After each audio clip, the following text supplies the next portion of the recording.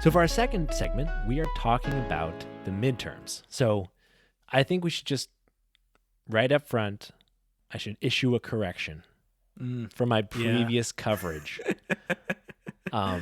Just a few days ago, I delivered my solo address, which is becoming kind of a weird tradition on the show. I'd just like to say I really did appreciate that. I was having a really rough week, so thank you so much for picking up the slack on that, bro. Totally, dude. It was really interesting to get to just delve into all that data. One correction that I had to make is I got Nevada really fucking wrong. Twice. Not just in that most recent prediction, but also my earlier prediction when I said Nevada was going to go to Republicans. So yeah, and I just I want to be a good sport about this. Sure. But I would just like to point out that literally the moment that I heard that in the pod, like when I was reviewing it before I posted it, I texted Michael and I said, "You're going to be wrong about Nevada," because so here's the thing. Towards the end, there was a very thin margin, and Michael did a really good job of breaking down the counties. But the one thing that Michael wasn't accounting for was the fact that most of the votes that were left to be counted were mail-in votes. Yeah. All right? And I wasn't expecting it to be like 80% Democrat on mail-in votes. That's crazy. That's crazy. Well, but that this isn't 2020. Well, but the thing is, people still feel that way. Like people still are freaked out about mail-in voting because like Republicans were specifically told, don't do mail-in voting, which was a really stupid strategy on the part of Republicans because mail-in voting, early voting, that's a great opportunity to get more voters. All right. Yeah. Probably one of the reasons in which Democrats did a lot better is because it was a lot easier to vote. Yeah. All right. It was a lot easier for people to vote. And when more people vote, Democrats win. All right.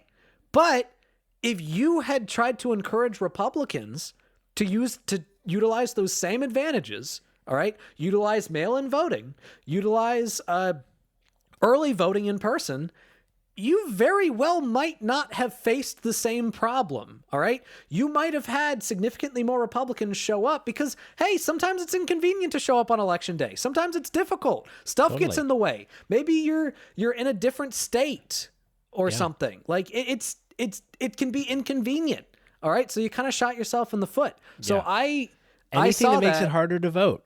Yeah. Means fewer people will vote. So when you have a whole party that's like, you know what?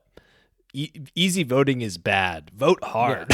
Yeah, exactly. So I saw that, and I was actually I texted Michael, and I said, I immediately, and I said, Michael, the votes left to be counted are mail-in votes. Nevada, like I think Nevada's going to go blue.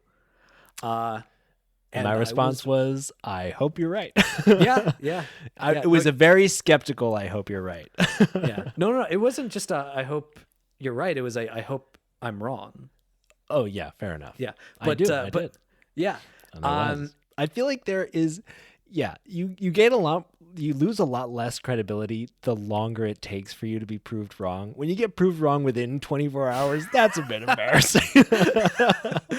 To be fair to you, all right, in our early predictions, my first prediction had Ohio going blue.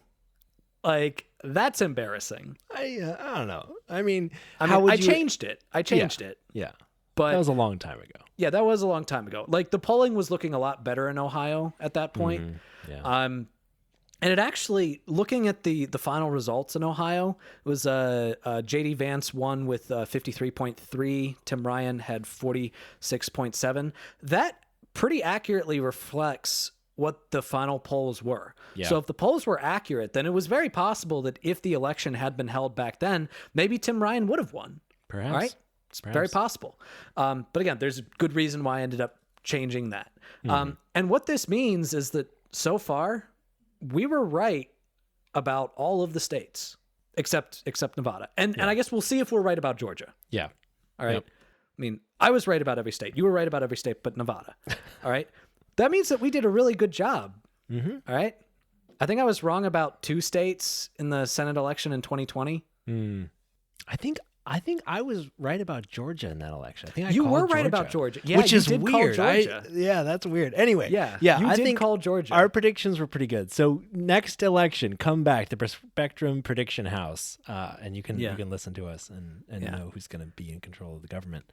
Yeah, and I'd just like to point out, like, if I predicted Georgia right, if we predicted Georgia right, then that means I have a perfect score.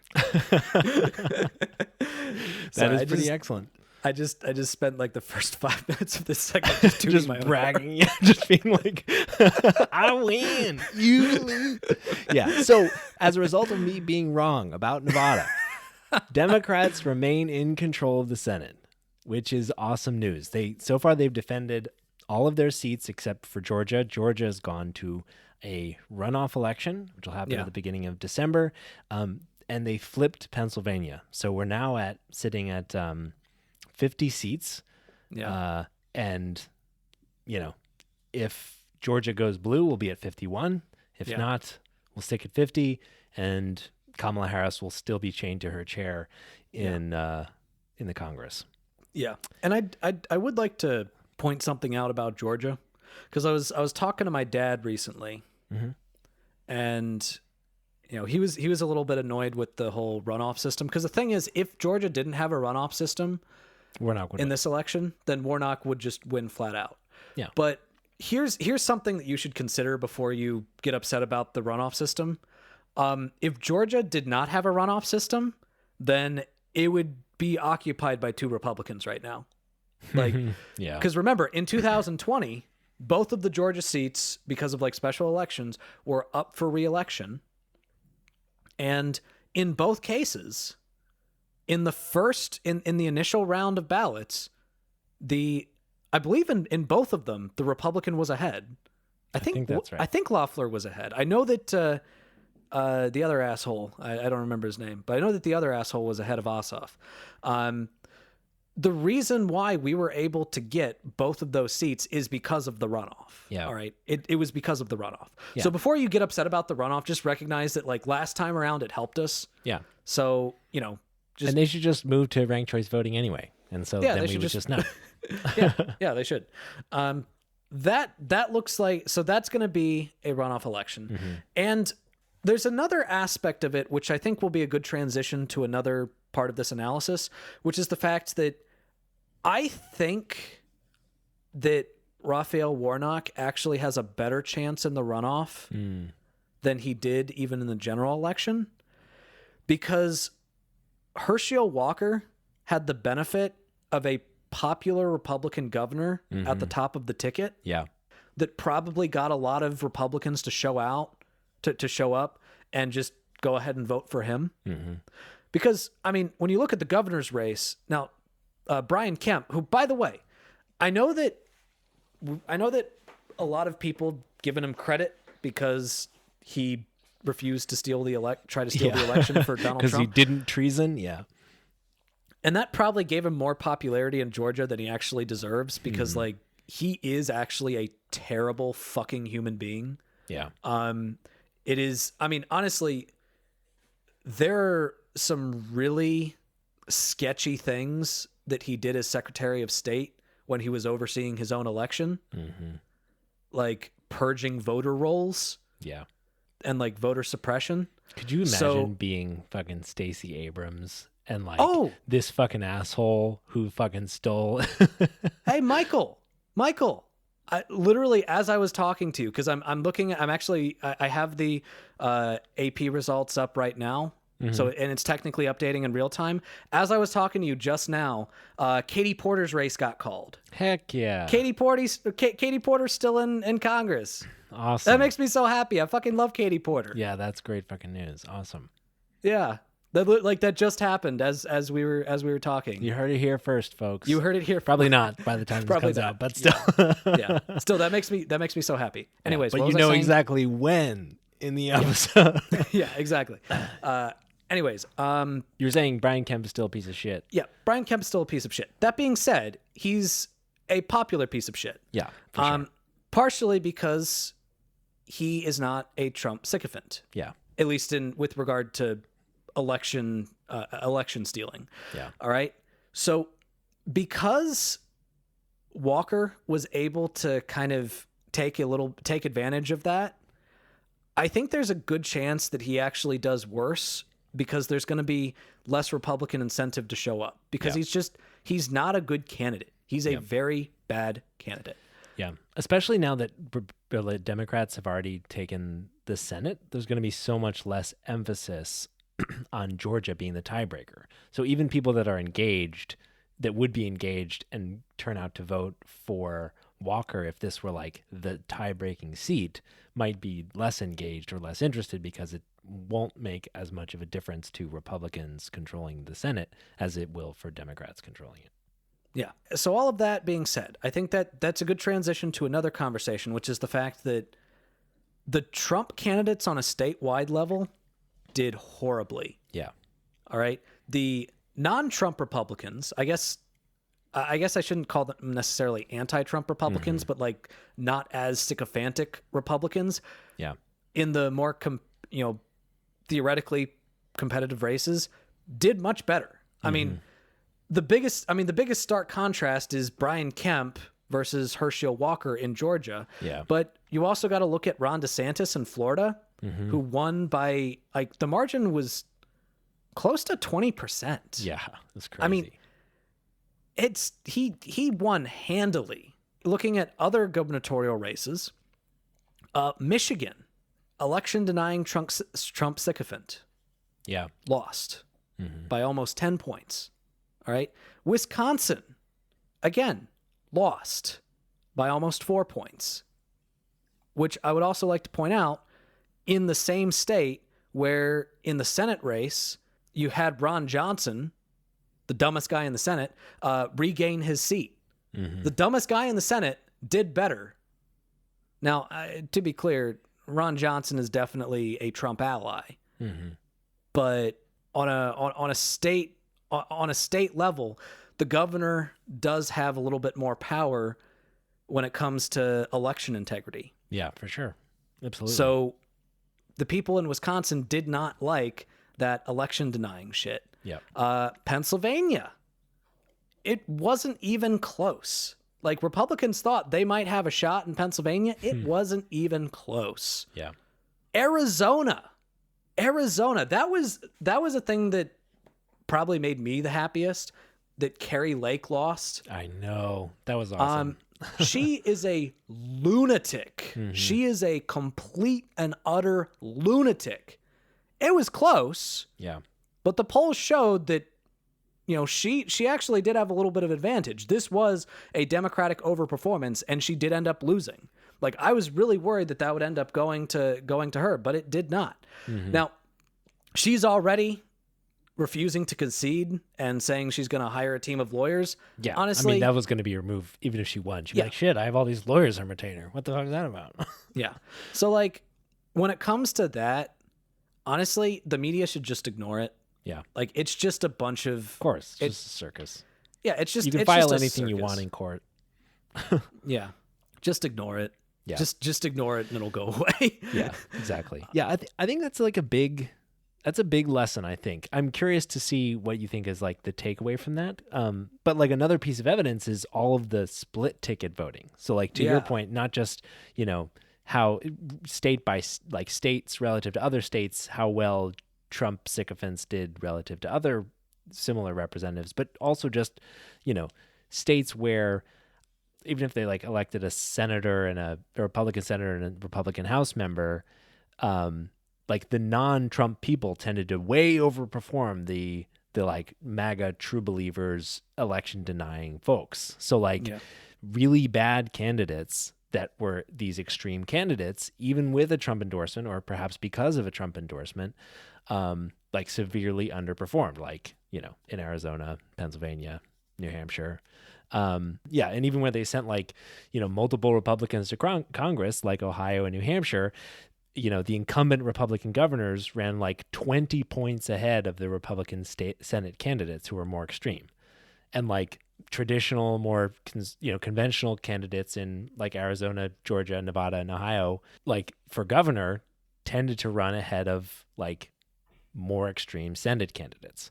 So I'd say that's like definitely a point in favor of the fact that, like, maybe election denying shit works for the base, but the base is going to turn out. That's not who you're going towards. And like independents and more traditional Republicans are fucking tired of Trumpism craziness. Yeah. At least that's my hypothesis. Yeah. No, I would say that the big takeaway from this, and here's the thing. Leading up to the election, and I was telling Michael this, I was actually feeling so like pessimistic that I didn't even really pay attention to the results the night of the election because I was feeling, I had made my predictions, but I was feeling so pessimistic, specifically about state level races because of all of these crazy Republican candidates for governor and secretaries of state that were just election deniers. And I was sitting here thinking, God, if these people make it in to statewide office in these swing states, it's the end of democracy. Yeah, totally. It is going to be the end of democracy. Yeah, and the guy election who was deniers running in positions where they could deny elections. the guy that was running in Wisconsin straight up said, if I win as a governor, like the Democrats are never going to win in Wisconsin again. Oh, Jesus fucking. Like he straight up said that. He straight up said he was going to steal the election. Oh my God. All right. That's crazy. So I was feeling extremely pessimistic. Yeah. But it looks like in some ways the Republicans were punished for that shit. Now I think there are a lot of factors. Yeah. All right. I think they were punished for Trumpism. Yeah. I think that that's fair to say. But I don't think that's the only thing. I think that if you bog it down to just Trumpism, I think that's No, I agree. I think that's overlooking a lot of other important factors. A huge thing is the young vote. All right. Yeah. There is a huge turnout in comparison to other years of young people. All right. There is a huge turnout.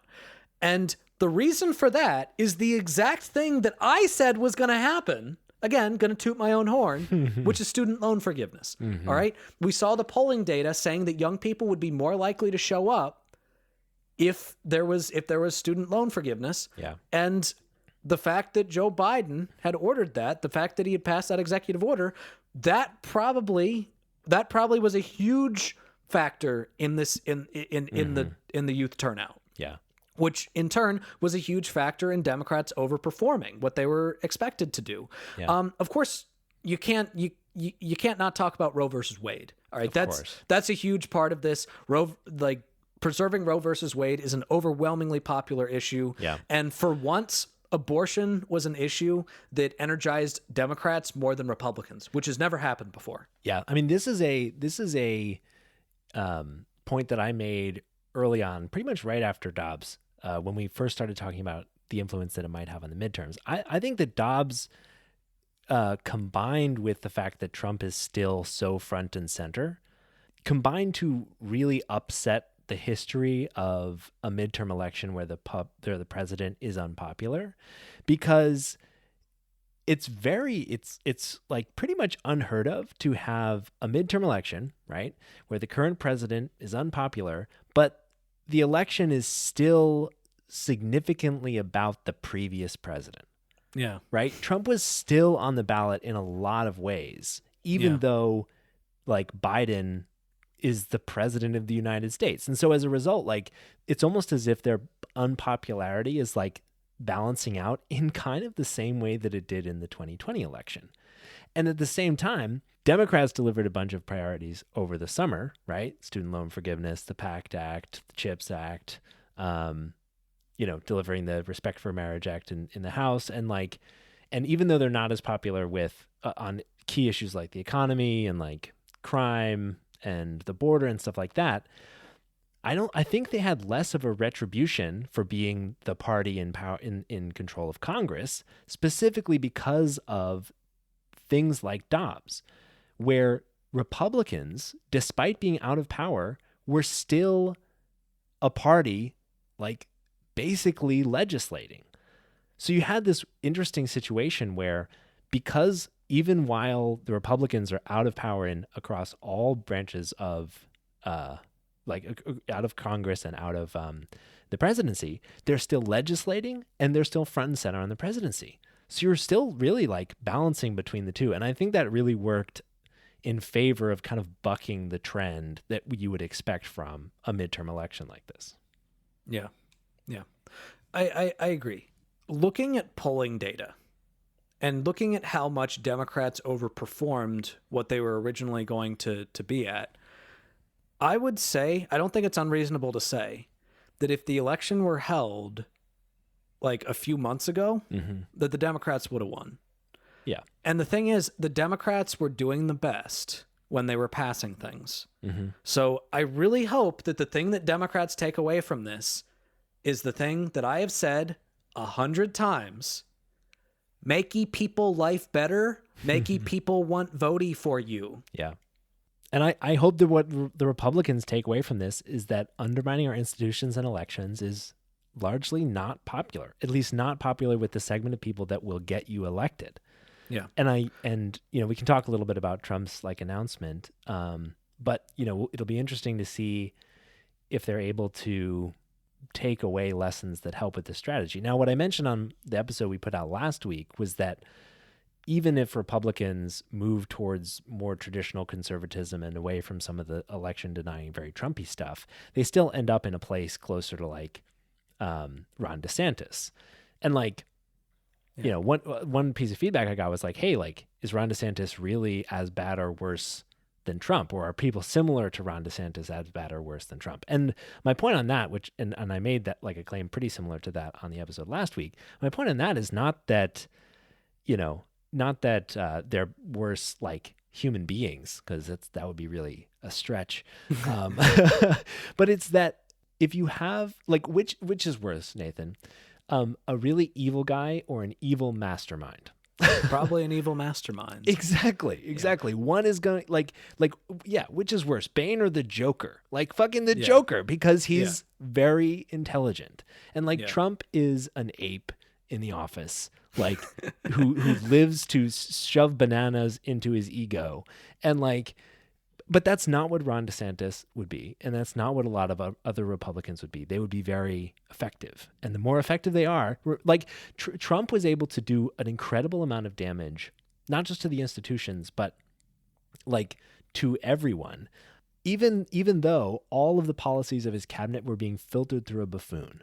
Now imagine if his cabinet's policies were being filtered through someone that could make them even more effective and even worse, and put together a cabinet of really intelligent people instead of people like Stephen Miller and Steve Bannon. Like, this would be much worse. It may not be worse for our institutions. Like, it may make it less likely that we have people that literally try to, you know, do treason, but I think it would probably be worse for the policy outcomes.